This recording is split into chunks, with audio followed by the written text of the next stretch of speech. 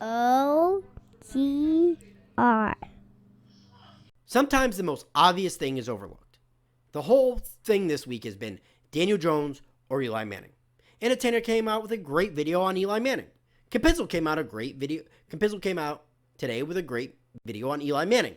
And Bad Dog came out with a great video on Daniel Jones. They all made great points. The problem with all these videos is the most obvious thing was overlooked. The schedule is going to dictate it. If we start off 0-3, guess what? Daniel Jones comes in, bar none, no argument, I don't care. Daniel Jones needs to play. It doesn't matter if you think he's ready or not. We're 0-3. I'm not waving the white flag at that point, but Christ. Between Dallas, Buffalo, and Tampa, you got to pick up a win somewhere. I know the defense is bad, but it's young, and you should see a jump from week to week to week. Maybe a regression somewhere later down the road. And then back to improvement. But in the same breath, saying, we could start 0-3 and maybe possibly start 1-5.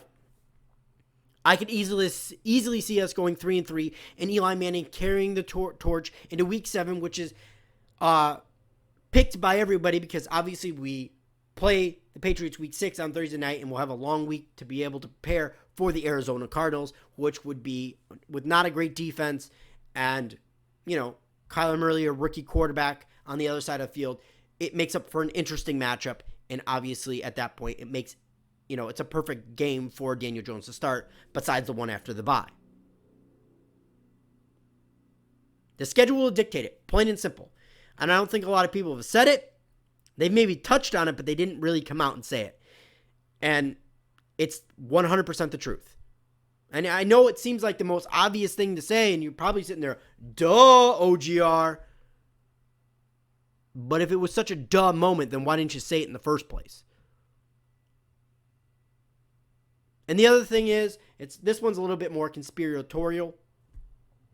I think John Mara is going to make the decision. John Mara is going to make the decision on when Eli Manning doesn't start. He did, obviously, in 2017, 2018. He made the decision to sit Eli. He wrote off on that. It wasn't just something that, Ben McAdoo and Jerry Reese decided on. They made the proposal to John Mara, and he agreed.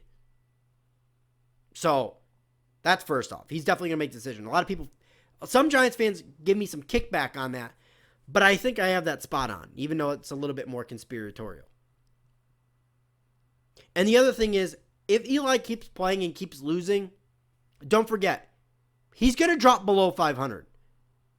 I'm not saying, don't play him because he's going to drop below 500. It's just I want to give that guy's reminder to you because that is a real thing. And the only thing I hate at that point, I really do feel bad for Eli because it's just going to make it that much harder to get into the Hall of Fame. Even though the credentials are there, Eli should be in the Hall of Fame. I've made the argument. You're not going to argue me out of it. But it's just another bullet in the chamber of the opposite argument to keep Eli out.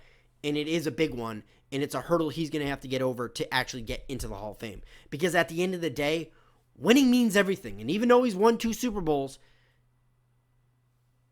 everybody's going to say, hey, look at from 2012 to 2019 what Eli did.